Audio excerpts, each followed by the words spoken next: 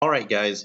Now, before we begin, I just want to say real quick that if you're looking for the spoiler-free review, look at the other much shorter video.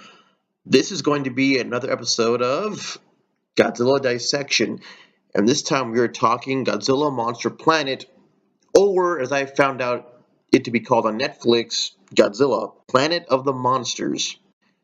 So, same effect, longer title, but does have a nice ring to it. Godzilla, Planet of the Monsters. Sounds like a classic movie, which I pretty much think it will be. But like I said, spoiler-free version will be the shorter one. This is going to be full-on dissection, and I'm going to try and keep it as concise as possible. So I wanted to focus on these main things: the story, the visuals, the music, the themes, and of course, the ending. And I'm talking about the ending after the credits. So let's dig into it, the story. Okay, the very opening of the movie is what had me convinced that this is going to be something that's a little different than the usual Godzilla movie because our main character Haru is pretty damn he's pretty cool. The beginning of it opens up. I mean, I don't have to recite the story to you, but I just think that was such a strong opening of having him willing to sacrifice himself just to save the lives of others who are deemed unfit to survive, at least in his eyes. Supposedly, it's all voluntary mission to go down to the new planet Tau E, which of course does not end well. And his grandpa is killed, which is pretty damn heartbreaking. But I thought that said a lot. That was probably one of the best openings to a Godzilla movie I've ever seen, and it didn't even involve a monster, which is pure human drama. So already that made it a pretty compelling movie just from the get-go. And then we go into the main title sequence. Now, I gotta say, I mean, I was avoiding spoilers, so I honestly wasn't reading much about the movie beyond the initial things a few months back, but I really wanted to avoid spoilers, so I was avoiding Facebook and avoiding anything about the movie. So I must say, I was genuinely shocked when I was watching the main titles, and all of a sudden, aliens were back in the mix. I was like, oh, holy shit. We're doing aliens again, something they haven't done since Godzilla Final Wars. And wow, that definitely was an interesting mix. I mean, so basically, the premise, from what I understand, is like I said, forgive me if I get anything wrong because I just watched this like about an hour ago. I was just kind of preparing my notes rough. And from what I gather, humans. What now? This movie isn't really addressed if Godzilla came from nuclear experimentation or if he's more just a prehistoric creature. He's just many among, I mean, he's just one among many monsters who appeared on Earth at the same time and started ravaging the shit out of it. Except Godzilla, in his usual Jason Voorhees fashion, as the movie said, it sounded so awesome. He burned everything in his path, both human and monster. So basically, the humans couldn't do jack shit to stop Godzilla. And which made it even more interesting, not one, but two species of aliens, if I get this right from what I saw, two species of aliens arrived on planet Earth. One of them, the Exif, were asking to, well, both of them were asking to immigrate there, but I think the Exif were more of they're more the religious and philosophical, well, basically religious mainly, but I guess you could add philosophy in there too, but they're basically the religious kind of a cult of aliens. I don't think they're I don't think they have much in the ways of combat ability. And I think the second one, the I don't even know how to say this. I watched it in Japanese, so forgive me. The Billa Saldo. I need to watch an English dub to see how to even begin to pronounce that. Like I said in the other video, I watched only certain bits of it in English just to get a vibe for how it would sound. But the Billa Saldo are the ones who another alien race who comes in, and once again, they didn't go into it too deeply, which is I wish they would have, but maybe they're going to build on it in the second one and third one. But I'm guessing the Bilisaldo were the uh, the race who is more warlike, or at least more warrior inclined. And I say this because the opening credits are saying that the newcomers who wanted Earth were willing to fight for it, and then we see the clip of them with Mechagodzilla, but then they abandoned the project before it even be used. Obviously tying into the sequel that at least we all hopefully know is coming by now. So in any case, all three of them, which they're now lumped together, the Exif, the Bilisaldo, and the humans are now lumped together into this category called the humanoids, and they all abandoned Earth for this planet Taui. So already we know Godzilla's really powerful in this one. They never got to beat him. No Super X or anything like that was involved. I mean, I was amazed they were going balls out with this Godzilla. I mean, it's already been said Godzilla can take a lot of damage, but in this one they said he took, and I wrote this down, 150 nuclear warheads all at once, and he survived. Well, I remember I've already seen the comments in my other video, which is the strongest Godzilla, but apparently this Godzilla is by far the strongest now. I mean, clearly, not even a, not even a, not even he could flick the other Godzillas, let alone his size, not even his pure power. Yeah, beginning the story, I thought it was a pretty interesting thing. One thing I was a bit disappointed with was wait all this, which maybe it's more of the fandom's fault than uh than the movie's fault. 'Cause I don't think the movie ever promoted saying they were going to be a big part of the story. But when you heard about Kamakiris and Dagara and Dogara, the jellyfish monster, and Hedorah being in the movie, you initially thought, oh, cool, fuck yeah, they're going to be in the movie. That's awesome. All these guys we haven't seen in a long time. But it turns out they were just more main title cameo things. To me, that was just a bit disappointing. I mean, it didn't really affect the movie overall, but I just thought that was a wee bit disappointing. I thought we were going to see them in action, at least one of them, maybe before we saw Godzilla, but we ended up not. And the statement really concerned me because he said Godzilla burned everything monster and human alike. So I'm hoping this isn't true, but I'm getting the vibe that Godzilla has quite possibly killed all other monsters on Earth but himself.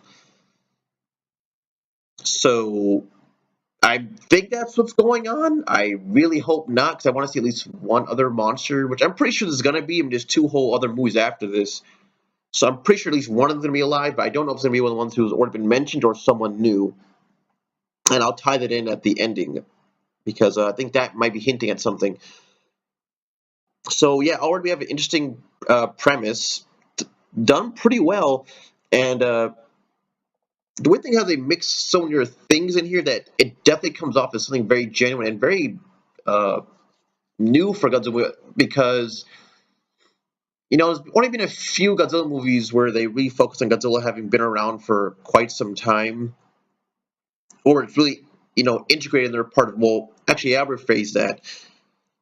I'll say we never seen it this dire before, because actuality, I mean, they've done it many times where the Heisei series was famous for that. They had the UNGCC, the United Nations Godzilla Countermeasure Center, say that 5 times fast, where they basically, the UN had dedicated itself to putting a halt to Godzilla. They funded Mechagodzilla, funded Megura, and I assumed the Super X's that we saw. Well, actually, it wasn't formed until after Godzilla vs. Mechagodzilla. We know we formed. They know they probably funded Super X3, and of course Mechagodzilla and Megura. But before, they kind of had a thing where when Godzilla came up short, they could try and fight him, but they couldn't really do too much, but trying to divert his path sometimes, and they had all right success. And then the Shinsei series was mostly all about that. Godzilla 2000, Megaguirus, the Kiryu films, all of them kind of deal with Godzilla having been around for quite some time. GMK being one was kind of different. Godzilla had just suddenly out of nowhere returned after like a 40, 50-year absence. I think 40-year actually in that movie specifically, but close enough to 50 years. And here we see something a lot darker. It definitely had an Attack on Titan vibe to it. It also reminded me a lot of, if you've ever seen, like I said, I'm not a super anime guy, but I have seen a few, and this reminded me a lot of Blue Gender, because the plot at least in the premise, is mostly the same.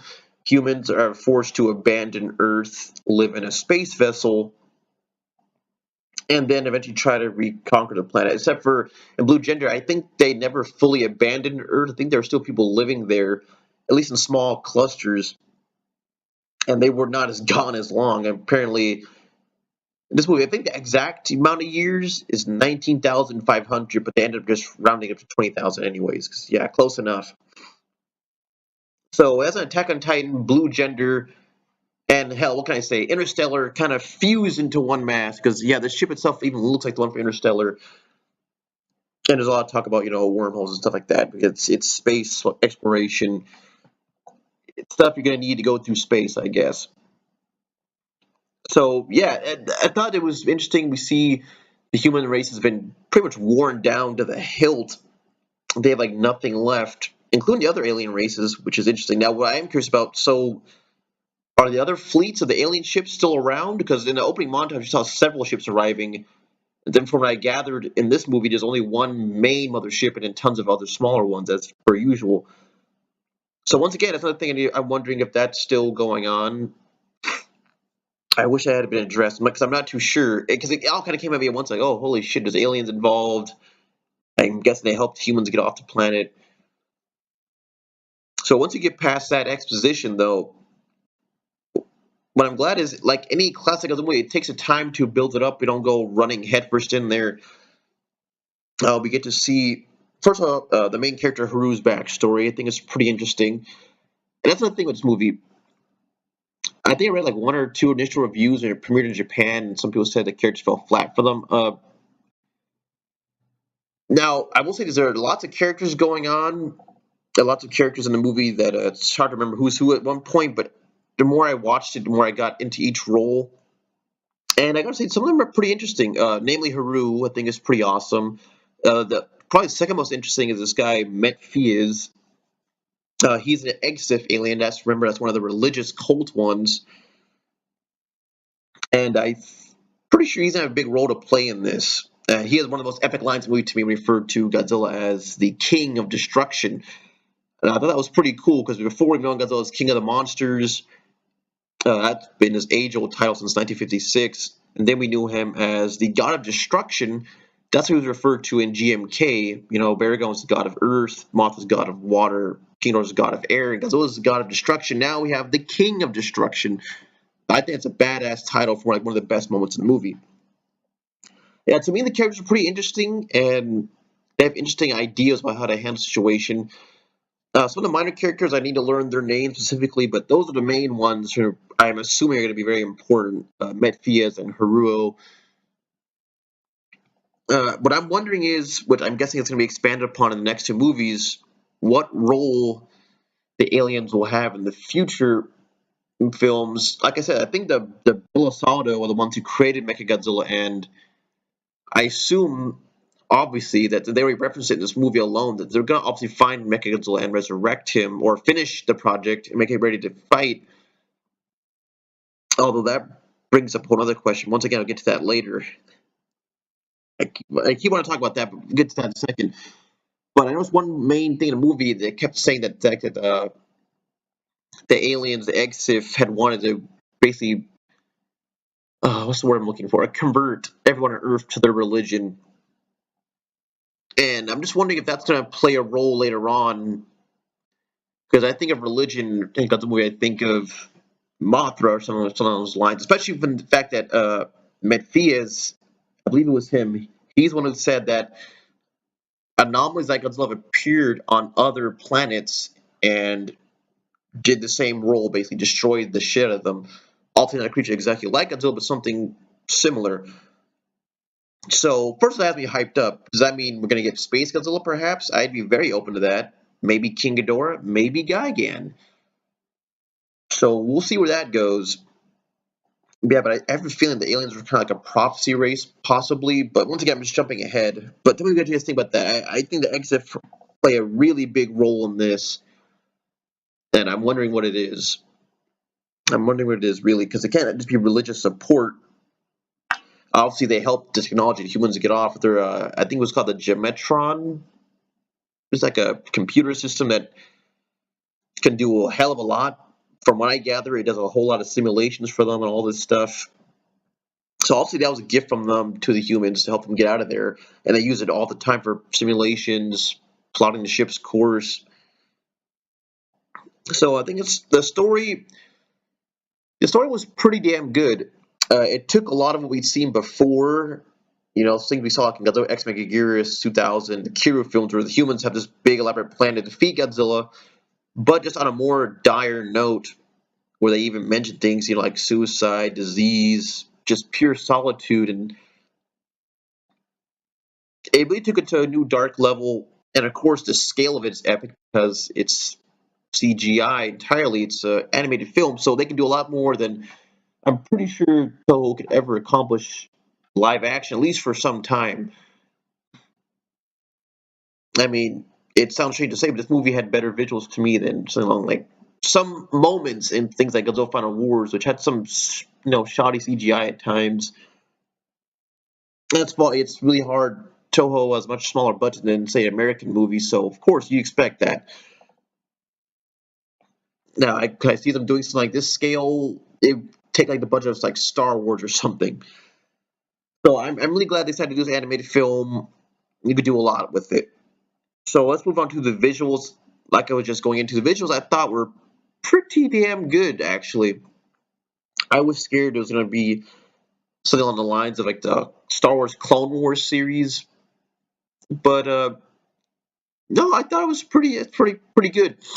I mean, occasionally they can be just a tad stiff, but overall, I'm actually very pleased with it. And that the voice acting probably goes a long way to helping that too.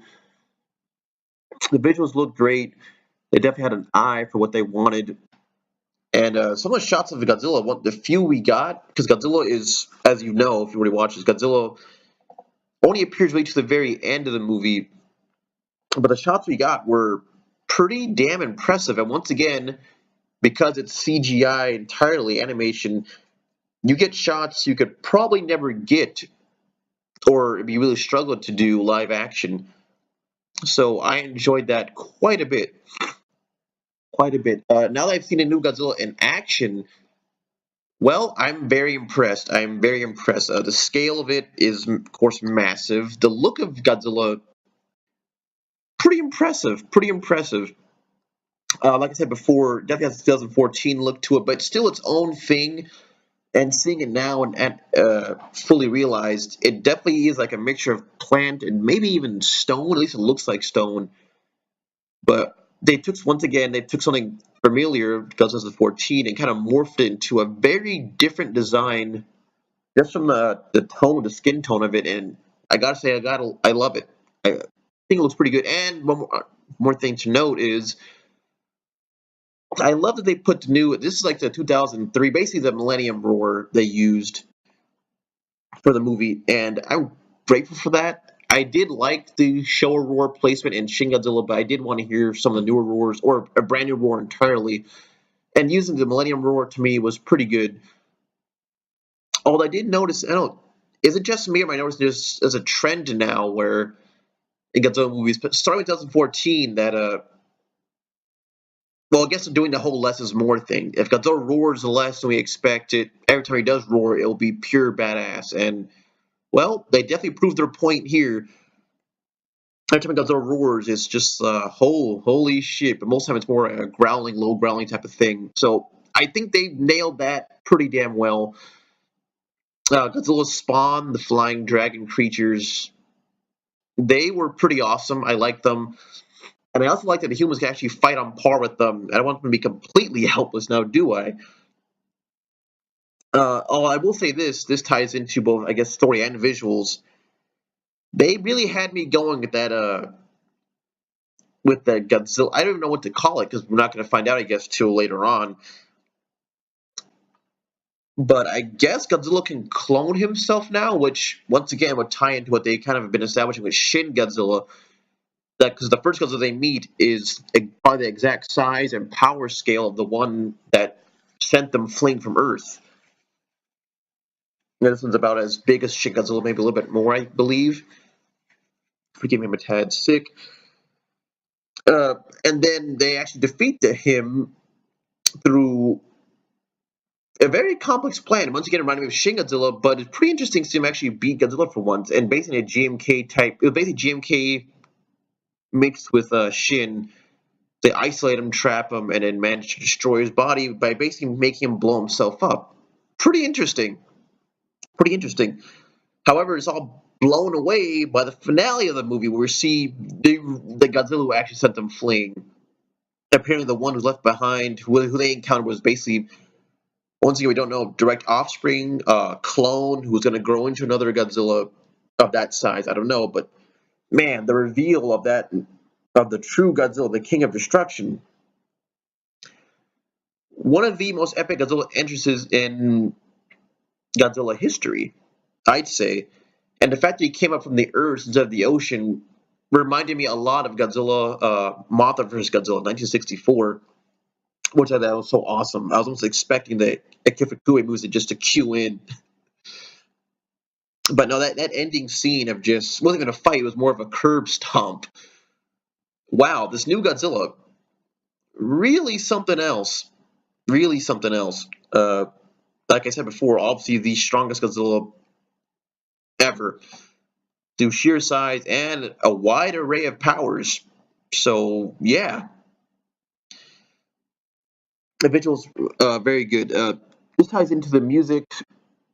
Uh, Takayuki Hattori, uh, really, really, really great composer in this one. Like I said, I've liked his prior works with Godzilla vs. Space Godzilla and Godzilla 2000.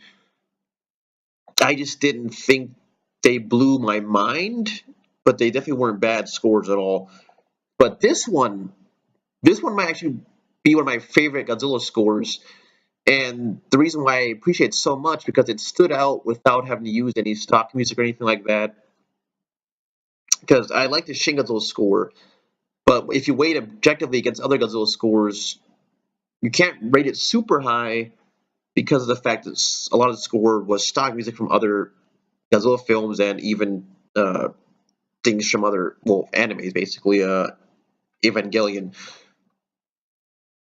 But this one, as a solo score with no Ifukube cues in it, I thought it was pretty damn interesting, and it kept the tone exactly what it needed to be. Action packed, dire.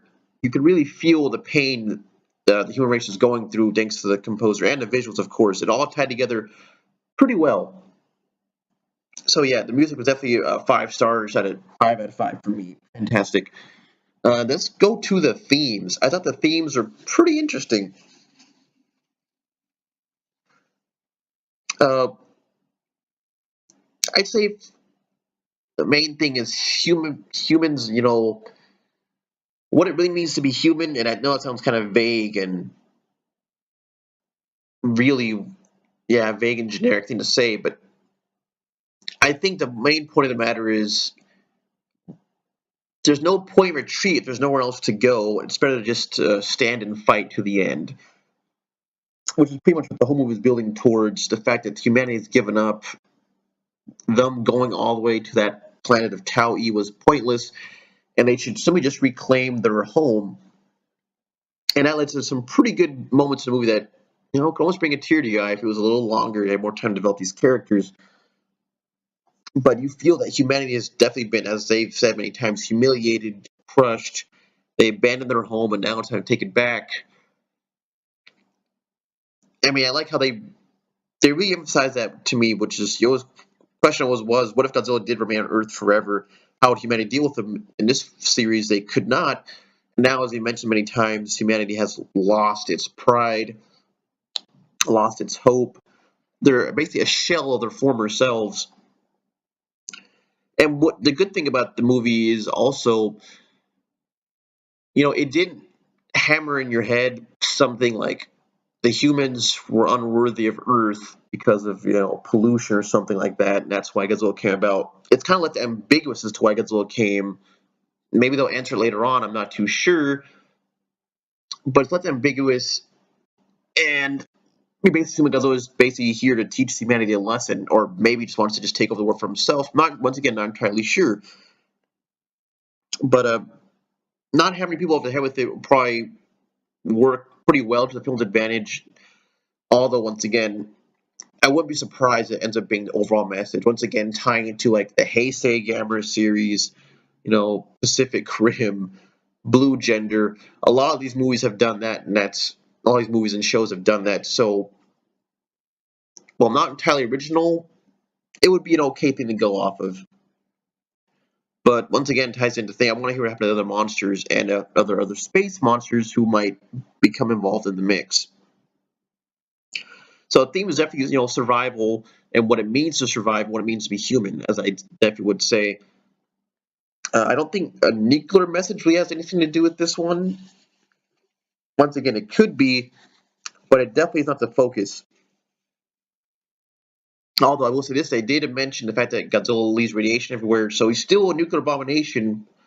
We just have no idea how he was created this time around. Could he be Earth's creation? I don't know.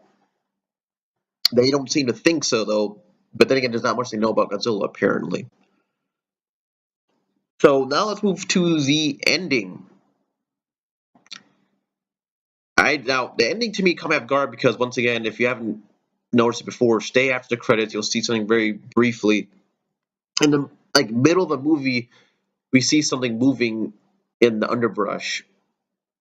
And it kind of looked human. I thought, no, maybe, yes. Then the creature's attacked, so I thought, okay, maybe just one of those creatures, like a tail or something we can really see. But no, apparently it is a humanoid. That's all I'll say. Now that's the question: is this a humanoid? Is this one of the? It didn't look like an Exif or a Bulasado alien, which look mostly humans. Of the Exif look a little more elfish, I guess you could say. This one can't really tell. It might be human. I don't know. And once again, it raises a ton of questions. Is this person part of a tribe of humans living there, like blue gender, or did this person somehow mutate along with Godzilla and somehow has lived all this time?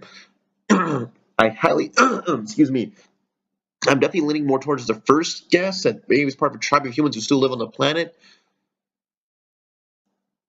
But it's hard to say, and we won't know until the sequel comes out.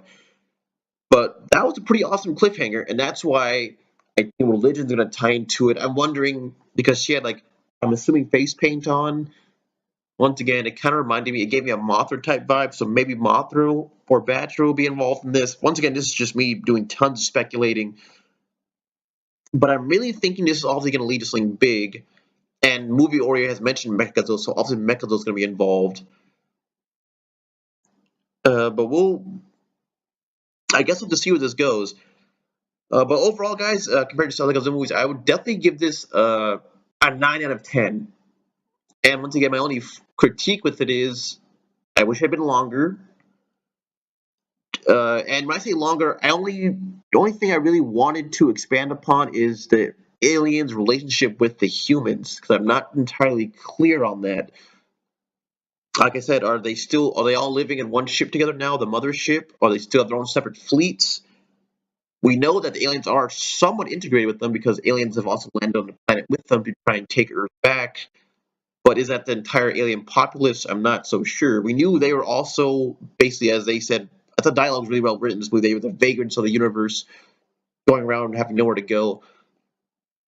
So I'm leaning to the fact that maybe this is the last of both the alien kind with the humans. The humans were only down to 4,000 now, even less, since many of them got killed by Godzilla. So, yeah, I wish they had expanded more on that and just let us know what's going on there. But everything else that was top notch for a Godzilla movie. It went above and beyond my expectations. Definitely bring it to sci-fi fantasy level, way up there, and just really fun. I mean, they definitely knew what they were doing. They did it very well, and there was emotionally, visually, definitely great music, and definitely asked some of the bigger questions and some really well done action. So yeah, guys, I definitely recommend this movie. Very few flaws. I know some people might find it a little less Godzilla focused, at least first part. But hey, I'm looking forward to parts 2 and 3. Uh, Well, I'll talk about the sequel in the next video because it's gone long enough. But tell me what you guys thought about the movie. Did you guys like the characters, the story, the visuals, the themes? Tell me what you thought of that cliffhanger ending. I thought it was pretty neat. But let me know what you guys thought, and let's talk about that sequel.